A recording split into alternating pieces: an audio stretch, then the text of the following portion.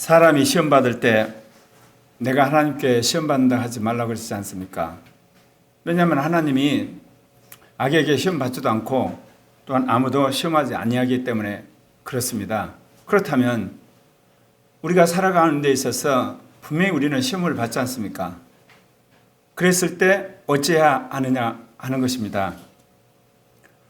육신의 욕심이 죄를 낳고 죄가 장성하면 지옥에 갑니다.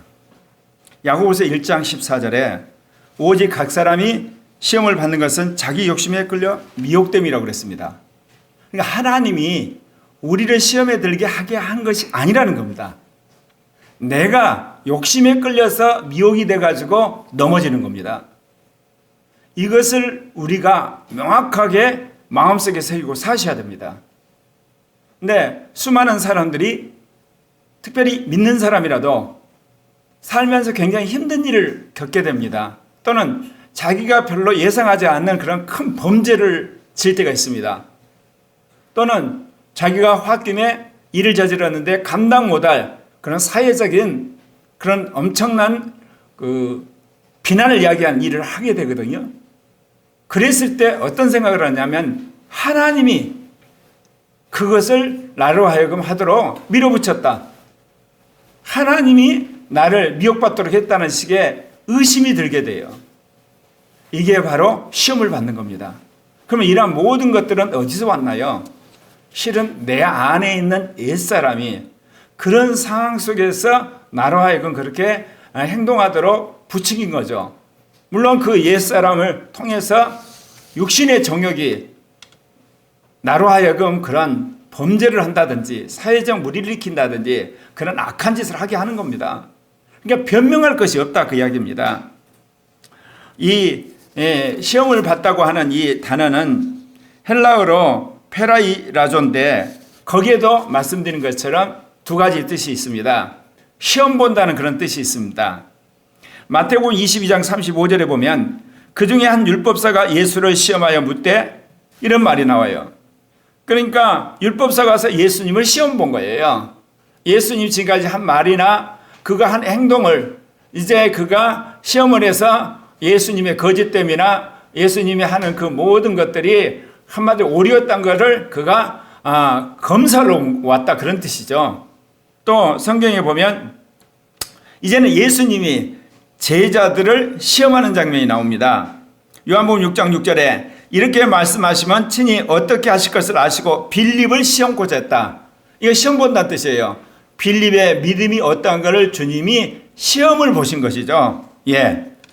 그래서 우리가 복음서를 보면 바리새인들이나 서기관들이 계속 예수님을 시험을 봅니다. 왜냐하면 예수님이 하신 말씀이나 예수님의 어떤 영적 권위에 그들이 흠을 가게 하기 위해서 그렇습니다.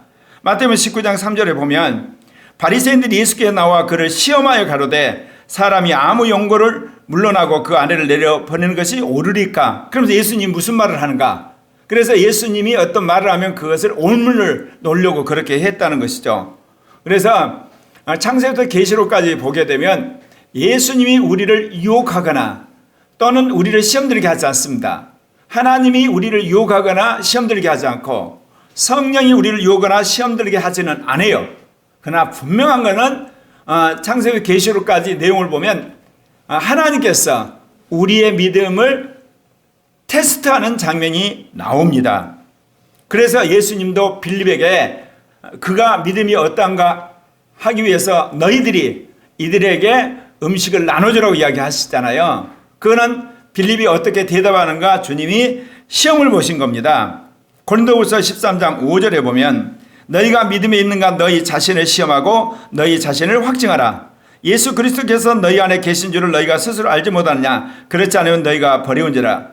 이거는 너 스스로 너가 믿음이 있는가 너를 한마디로 말해서 시험을 봐보라는 겁니다. 여러분 믿음의 시험이 뭘까요? 여러분이 믿었으면 그 결과가 나타나야 돼요. 뭐로 나타나느냐? 술 먹던 사람이 술을 끊는 거죠.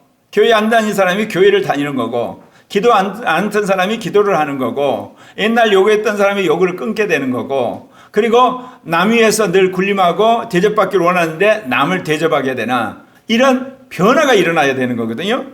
이런 삶을 돌아보면서 과연 자기가 믿음이 있는가, 믿음이 자랐는가 시험해 봐야 된다는 겁니다. 말씀드린 것처럼 그 아브라함이 하나님으로부터 그 아들 독자 이삭을 바치라고 했을 때 그가 믿음으로 순종을 하지 않습니까? 그래서 히브리서 11장 17절 이렇게 이야기합니다.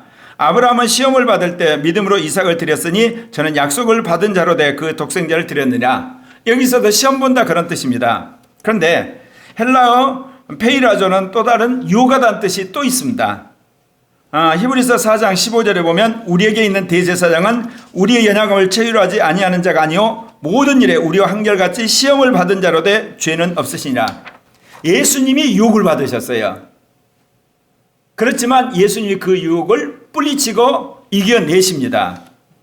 그런 의미에서 이 페이라조라고 하는 동사는 유혹하다는 뜻이 있어요. 갈라디아 6장 1절에 형제들아 사람이 만일 무슨 범죄한 일이 드러나거든 신령한 너희는 온유한 영으로 그런 자를 바로잡고 내 자신을 돌아봐라 너로 시험받을까 두려워하라. 여러분 강도를 수사하는 경찰관이 나중에 강도에 와 모의해가지고 강도로 변한 사례들이 있었죠. 교회에서 어떤 여성들의 그 부부간의 문제를 그 상담하다가 같이 성스케들의 사로잡힌 목회자 이야기를 듣습니다. 그 이야기는 뭡니까? 우리가 영으로 살아서 육신을 이기는 자가 되지 아니할 때 자신이 어떤 그 범죄자나 어떤 사회적 무리를 일으킨 사람을 상담하려고 하다가 고치려고 하다가 자신도 같이 거기에 한마디로 죄에 매몰되고 시험 들게 되는 것을 말하는 겁니다.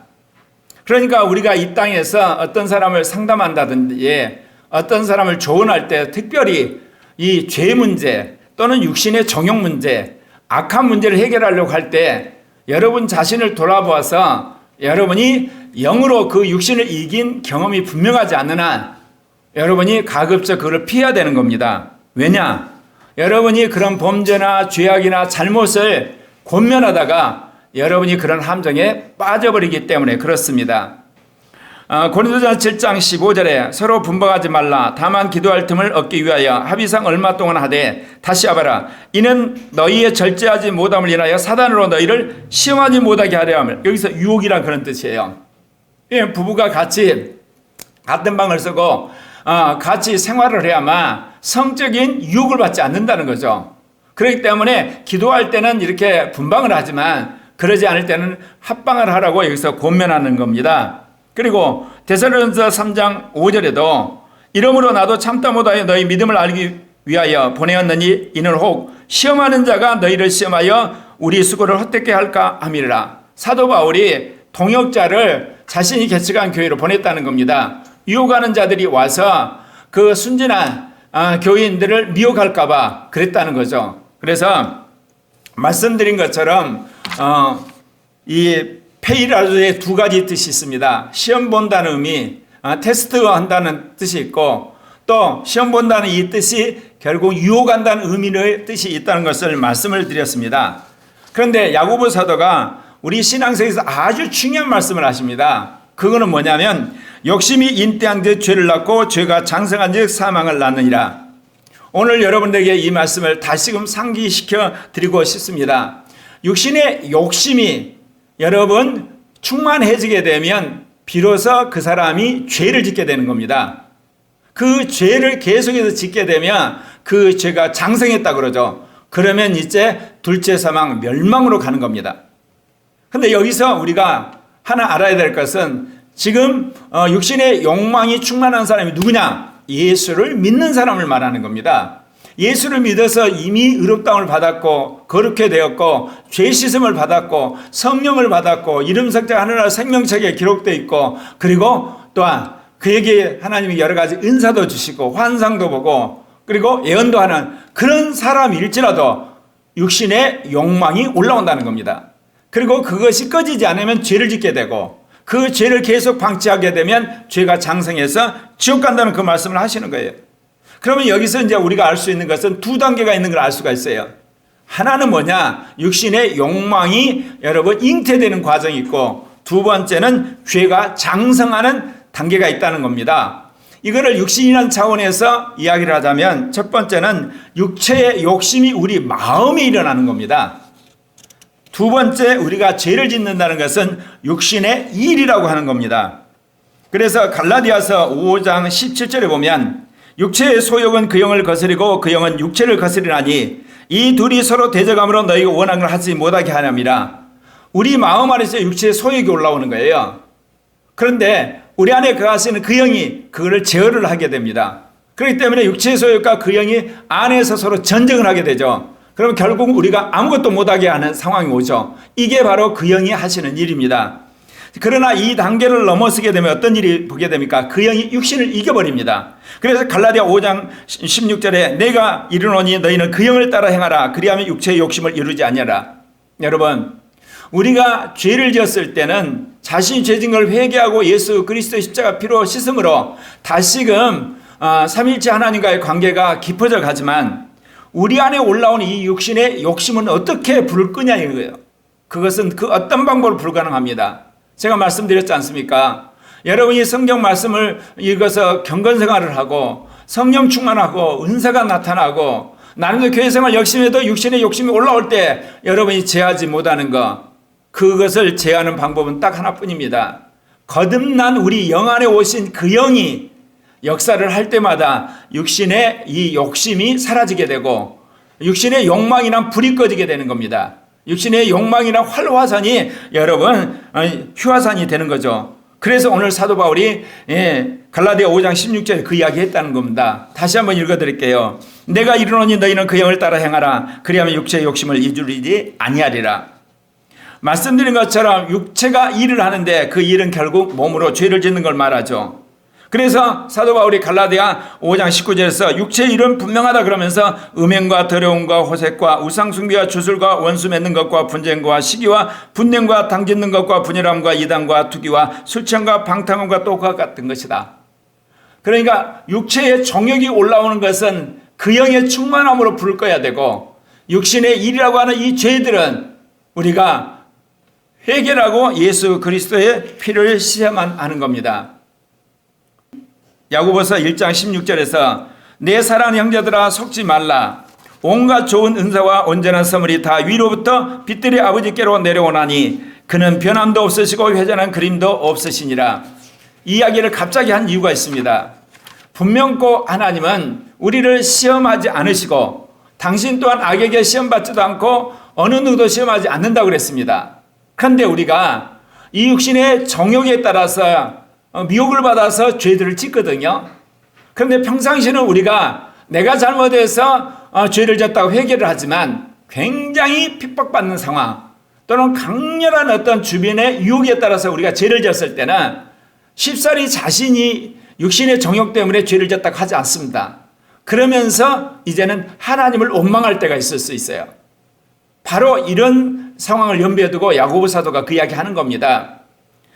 그것은 우리가 인생을 살아가면서 어쩔 수 없이 죄를 짓고 또는 생각지 못하는 그 엄청난 범죄 행위를 하게 되고 또는 자기가 주저담을 수 없을 만큼 그런 폭언을 해가지고 사회적 물의를 일으키고 나면 어떤 생각이 드냐?